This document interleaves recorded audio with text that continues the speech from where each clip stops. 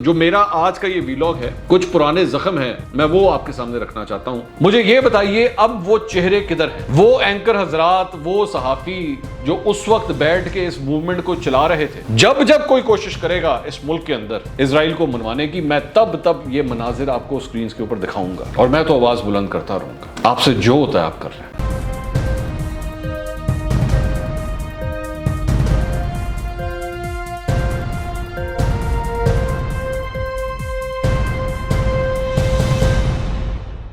السلام علیکم ناظرین، میں ہوں منصور علی خان۔ اپنے یوٹیوب چینل کے اوپر آپ کو خوش آمدید کہوں گا۔ سب سے پہلے آپ سے درخواست کہ چینل کو سبسکرائب کرنا مت بھولیے گا اور بیل آئیکن ضرور پریس کیجیے گا۔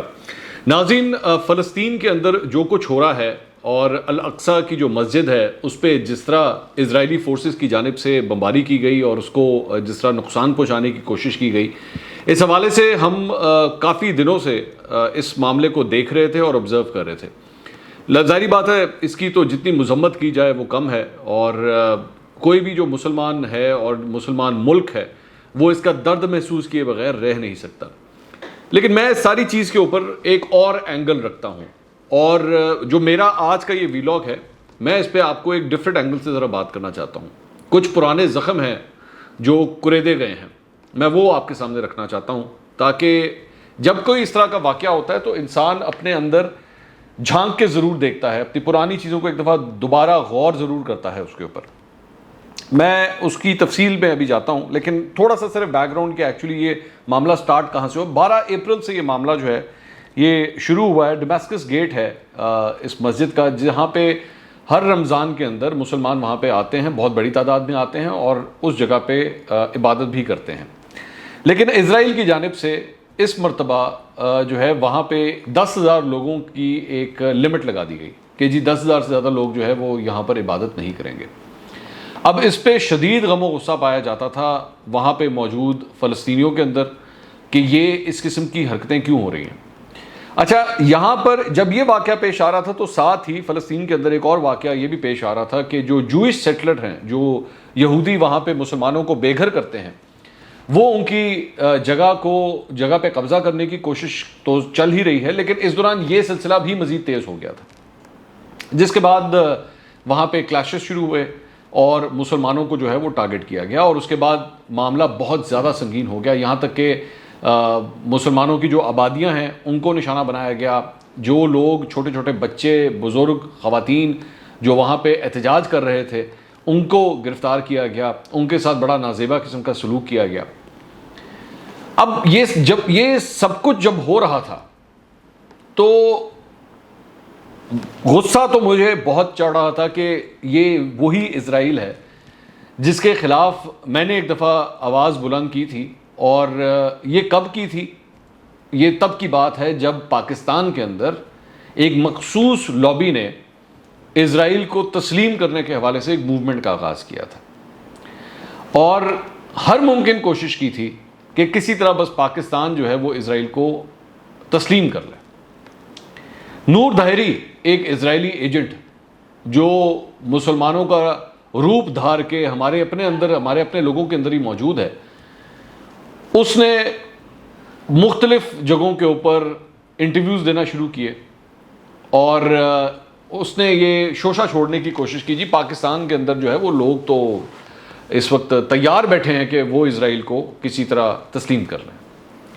میں نے اس وقت یہ سوچا تھا کہ میں اس شخص کا یہ جو 2 نمبر ایجنڈا ہے اس کو میں بے نقاب ضرور کروں گا، اور پھر اس وقت میں نے نور دھیری کا ایک انٹرویو کیا تھا۔ میں جانتا ہوں آپ میں سے بہت سے لوگوں نے وہ انٹرویو دیکھا، بہت سے لوگوں نے اسے پسند کیا۔ مجھے فلسطین سے بھی فون آئے اس انٹرویو کے سلسلے میں، پاکستان کے علاوہ کئی مسلم ممالک سے لوگوں نے مجھے فون کیا اور اپنا فیڈ بیک مجھے دیا، داد دی۔ میں اس انٹرویو کی چند جھلکیاں آپ کو پہلے دکھانا چاہتا ہوں، پھر اس کے بعد میں مزید بات کروں گا۔ وہ اس انٹرویو کی ذرا چند جھلکیاں دیکھیے گا۔ جی السلام علیکم نور دھیری صاحب۔ وعلیکم السلام ورحمۃ اللہ۔ آپ خیریت سے ہیں؟ اللہ کا شکر منصور صاحب۔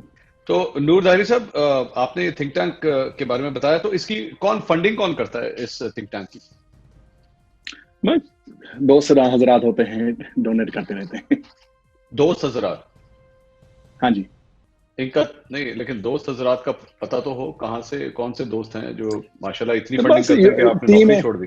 کچھ ایسے مخیر حضرات ہوتے ہیں جو فنڈ کرتے ہیں، تو اب ضروری تو نہیں ہے کہ ہر کسی کے سامنے ہم ہر بندے کا ریکارڈ سامنے رکھیں. People are listening to you. بتائیے پیسے کہاں سے آئے ہیں؟ پیسے کہاں سے آتے ہیں؟ جینیئن منی. میں یو کے کی national. How do you know it's a genuine money? Listen to me. How can we say it's a genuine money, sir? That's because it's my organization. I am responsible to UK government.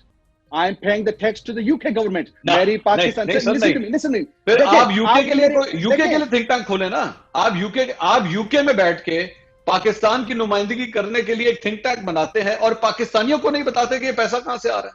کوئی proof تو دے نا. مجھے بتائیے کون سے نام تھے، کون سا شخص تھا، کس کے کہنے پہ وہ آیا، مجھے کوئی ڈیٹیل تو دے. I can't. آپ کو ڈیٹیل کیوں دوں؟ I can't.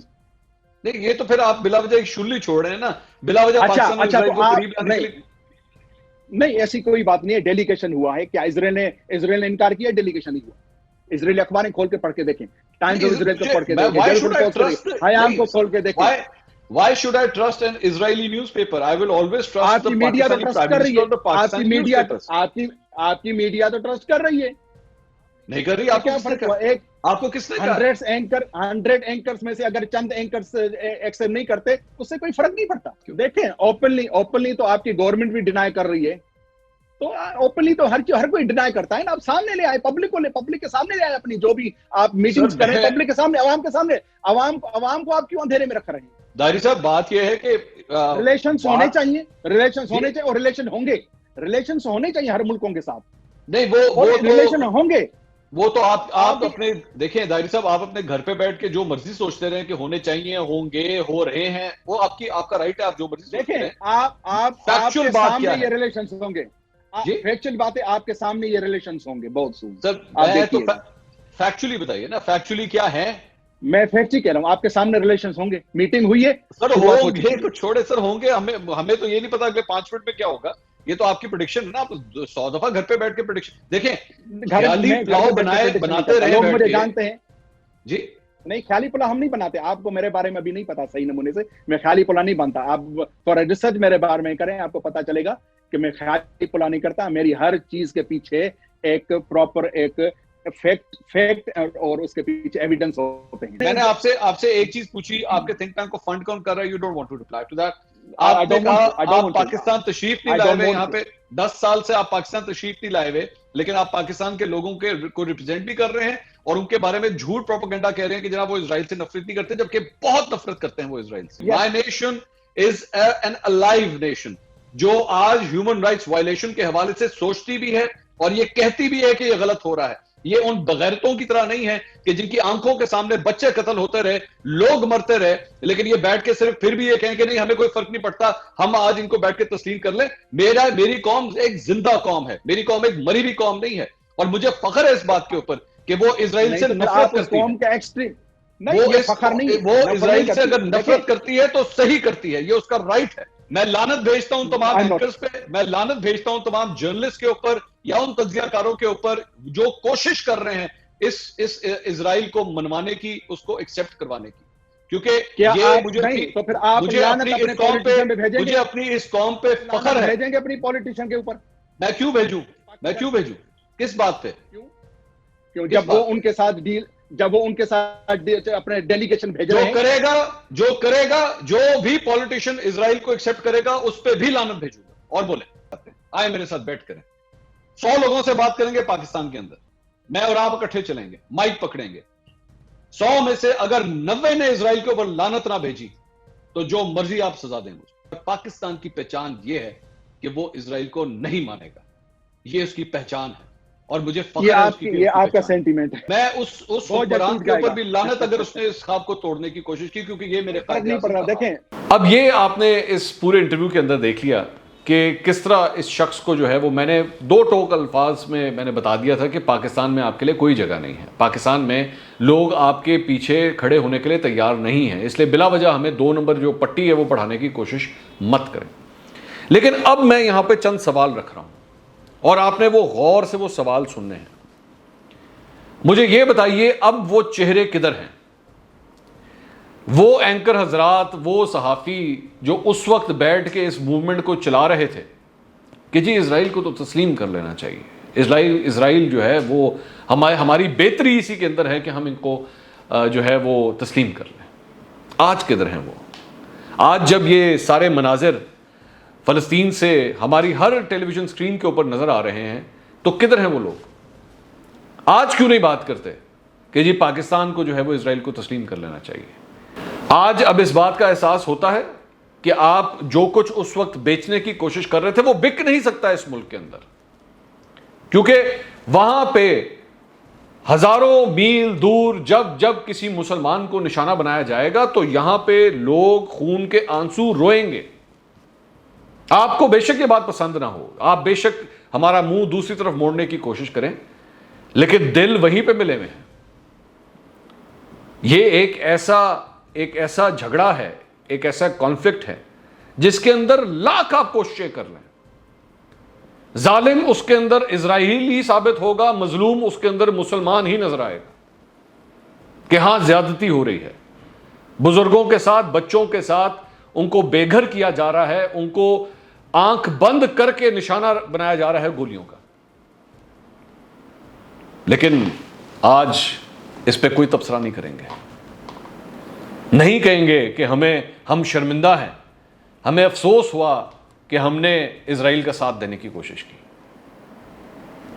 اور میں آپ کو اس وقت یہ بات میں نے اس وقت بھی کہی تھی، انٹرویو کے اندر بھی یہ بات کہی تھی کہ یہ پوری ایک پلانڈ کیمپین ہے۔ اس وقت میں جانتا ہوں، مجھے اچھی طرح یاد ہے، بہت سے میرے اپنے صحافی برادری سے لوگوں نے مجھے ٹارگٹ کیا۔ آپ سوچ سکتے ہیں کہ جی آپ چاہتے نہیں ہیں کہ پاکستان ترقی کرے، آپ جو ہے وہ بڑا بچگانہ اور جذباتی قسم کی باتیں کرتے ہیں۔ میں سہ گیا تھا اس وقت، میں نے کچھ نہیں کہا، میں نے کہا ان کو وقت خود بتائے گا۔ آج وہ وقت لا کے آپ کے سامنے لا کے یوں کر کے سارا منظر آپ کے سامنے اس نے دکھا دیا کہ آپ لاکھ کوشش کر لیں، لیکن جو سانپ ہوتا ہے وہ سانپ ہی رہتا ہے اور وہ ڈستا ضرور ہے۔ اور اسی طرح اس نے مسلمانوں کو ایک دفعہ پھر ڈسا ہے۔ میرا عمران خان صاحب سے لاکھ اختلاف ہے اور آپ جانتے ہیں کہ میں بھی ان کے خلاف آواز بلند کرتا ہوں، لیکن اس بات میں عمران خان صاحب کے ساتھ کھڑا ہوں میں کہ اسرائیل کو تسلیم نہیں کیا جائے گا، چاہے جو مرضی ہو جائے۔ آپ جب کوئی کوشش کرے گا اس ملک کے اندر اسرائیل کو منوانے کی، میں تب یہ مناظر آپ کو سکرینز کے اوپر دکھاؤں گا اور میں تو آواز بلند کرتا رہوں گا۔